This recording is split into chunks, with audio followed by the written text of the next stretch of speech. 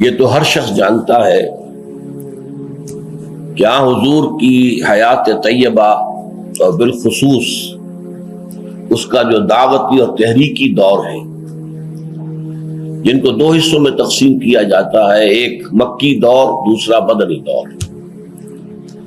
ان دونوں ادوار کے درمیان سب سے نمایاں فرق یہ ہے کہ مکی دور میں تشدد کا جواب تشدد سے نہیں تھا، پیسو ریزسٹنس جسے ہم کہتے ہیں کہ اپنے موقف سے پیچھے نہ ہٹو، قدم نہ ہٹاؤ، لیکن جو بھی پرسیکیوشن ہو، وربل ہو، فزیکل ہو، مارا جائے، تمہارے ٹکڑے کر دیے جائیں، تمہیں زندہ جلا دیا جائے، برداشت کرو۔